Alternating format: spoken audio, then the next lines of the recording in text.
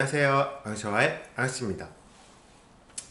네, 이제 저번 주 영상에 제가 이제 파리에서 한국으로 이제 가는 그 경험을 이제 브이로그로 찍어서 올렸는데, 제가 이제 파리에서 한국으로 올 때 제 러시아항공을 탑승을 하고 왔습니다. 그래서 이제 그 러시아항공에 대한 후기와, 그리고 이제 대부분 아시겠지만 모르시는 분들을 위한 꿀팁을 조금 알려드리고 싶어가지고 영상을 찍게 되었는데요. 러시아항공은 대한항공과 같이 스카이팀으로 묶여있는 항공사입니다. 그래가지고 내가 원한다면은 마일리지를 러시아항공이 아닌 대한항공으로 적립이 가능한데요. 저 같은 경우도 이번에 러시아항공으로 적립을 안 하고 대한항공으로 적립을 했습니다. 일단 물론 이제 좌석 등급에 따라서 적립률이 좀 다르긴 하지만, 기본적으로 제일 저렴한 등급이 이코노믹 세이버인데, 이게 75% 정도 적립이 되고요. 이코노믹 클래식이 이제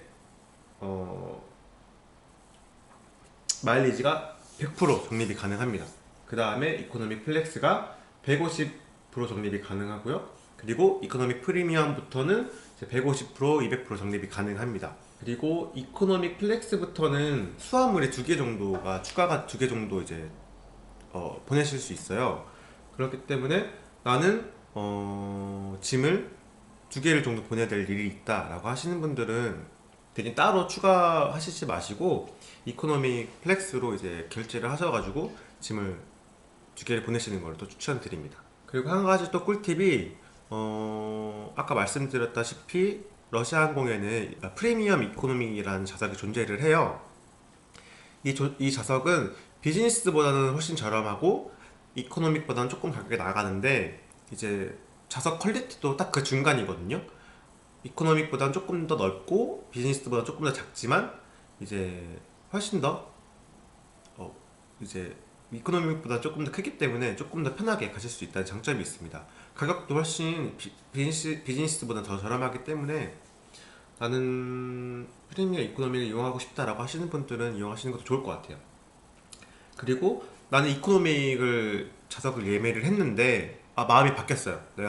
내가 이제 막상 여행 당일날 마음이 바뀌신 분들은 체크인을 하러 가실 때 약 150유로 정도, 하나로 한 20만원 정도만 지불을 하시면은 프리미엄 이코노믹으로 이제 업그레이드를 하실 수 있습니다. 그래서 일단은 예매를 하실 때 이코노믹으로 이제 예매를 하시고 고민을 많이 하신 다음에 프리미엄 이코노믹으로 이제 현장에서 좌석이 남아있다면 현장에서 업그레이드가 가능하시니까, 이런 서비스를 또 이용하시는 것도 굉장히 좋은 서비스 시스템인 것 같아요. 제가 탔던 러시아항공에 대한 후기를 일단 말씀을 드릴게요. 저는 이제 여러분들이 아시다시피 파리에서 모스크바에서 인천공항으로 오는 티켓을 예매를 했는데, 나중에 한국에서 이제 찾아보니까 러시아항공이 굉장히 연착과 수화물 분실에 대한 자주 빈번하는 악명 높은 항공사로 조금 유명하더라고요. 근데 제가 그 두 가지를 다 당했습니다.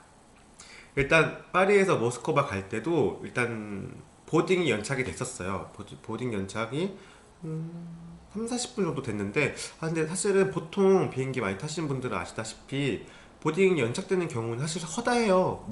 어느 항공사나 메이저 항공사나 그런 경우가 조금 있기 때문에 사실 출발할 때는 걱정을 안 했었는데, 이제 4시간 정도 가는 비행기였거든요, 모스크바까지. 근데 거의 다 왔다 싶을 정도인데, 이게 비행기가 자꾸 같은 하늘을 상공을 한 네다섯 바퀴 정도 계속 도는 거예요. 나는 이제 급해 죽겠는데, 안 그래도 늦게 출발했는데 이제 같은 상공을 계속 삥삥삥 4번, 네다섯 번 도니까 똥줄을 타더라고요.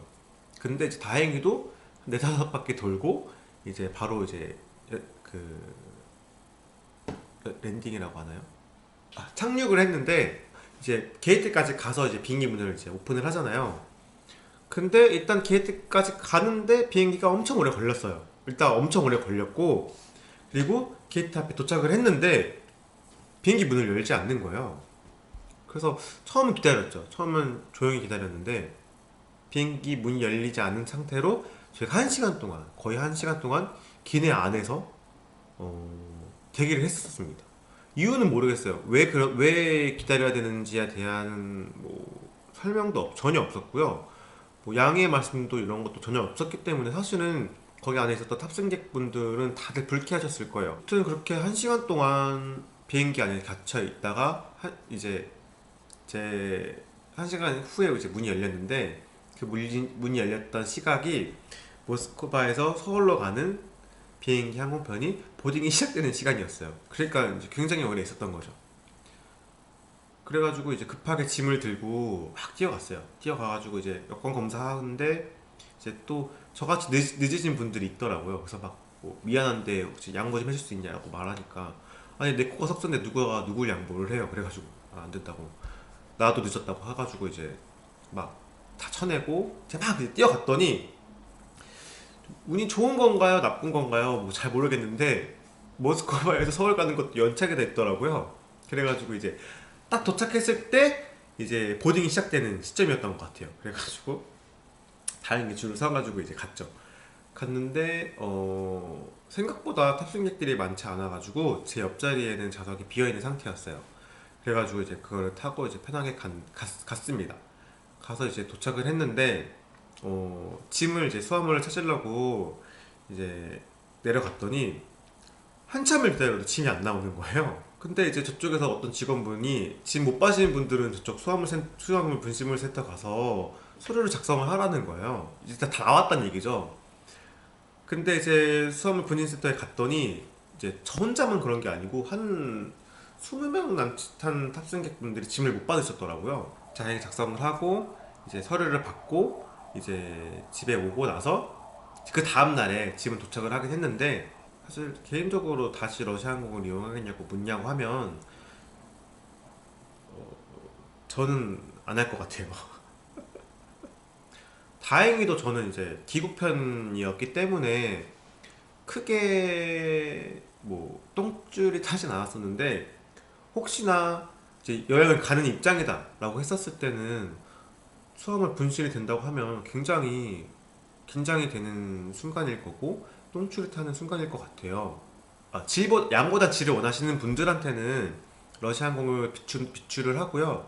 아니다, 나는 여행을 가더라도 뭐 수화물 맡길 것도 아니고 난 배낭 하나 메고 가기 때문에 별로 걱정할 필요가 없다라고 하시는 분들이나 혹은 난 조금 더 저렴한 티켓을 찾고 싶어 라고 하시는 분들한테는 추천드리고 싶어요. 기내 서비스에 대해서 이제 말씀을 드리자면은 사실 기내 서비스도 저는 만족스럽진 않았었어요. 사실은 뭐 대한항공을 타도 아시아나를 타도 사실 기내 서비스가 뭐 완벽한 데가 어딨어요. 비행기 안에서 거기서 다 거긴데 기내식이 너무 맛이 없더라고요.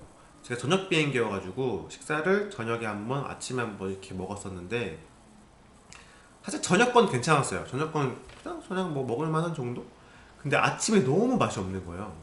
제가 이제 죽 같은 거를 선택을 했는데 이 죽이 너무 맛이 없어서 제가 한 입 먹고 그 기내식을 다 남겼습니다. 한 입도 안 먹고 한 입만 딱 먹고 배가 너무 고팠는데도 불구하고요. 그리고 기내 오락 서비스라고 하죠. 엔터테인먼트 컨텐츠라고도 불리우는데 이게 굉장히 만족할 만한 퀄리티가 아니었어요. 보통 뭐라 그러죠? 경유를 하더라도 최종 도착지가 한국이라고 하면 뭐 예를 들어서 만약에 파리에서 프랑크푸르트에서 서울로 가는 이제 비행기 편이다라고 했을 때 프랑크푸르트에서 서울로 가는 항공을 타면요 보통 한국이 이제 도착지이기 때문에 그런 컨텐츠 같은 것도 한국 컨텐츠도 굉장히 많고요. 자막 같은 경우도 기본적으로 한국어가 장착이 되어 있습니다. 제가 탔던 건 대부분 그랬어요. 근데 아닌 데도 있겠지만 러시아 항공은 그렇지 않더라고요. 일단 기본적으로 언어를 선택할 수 있는 것도 중국어, 러시아어, 영어 이게 세 가지밖에 없었고요.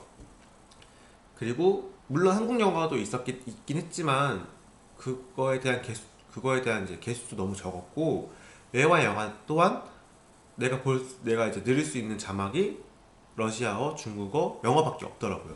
저는 만약에 다시 한번 이용하라고 하면은 저는 이용 안 하고 차라리 조금 더 돈을 지불하더라도 제가 탔던 항공사를 타는 게 더 좋을 것 같습니다. 아무튼 여기까지 제가 탔던 러시아항공에 대한 꿀팁 혹은 제 후기였고요. 지극히 개인적인 후기였고요. 영상을 보시고 많은 도움이 됐으면 좋겠습니다. 다음 영상도 더 좋은 영상으로 찾아뵙도록 하겠습니다. 지금까지 앙시와의 앙시였습니다. 감사합니다.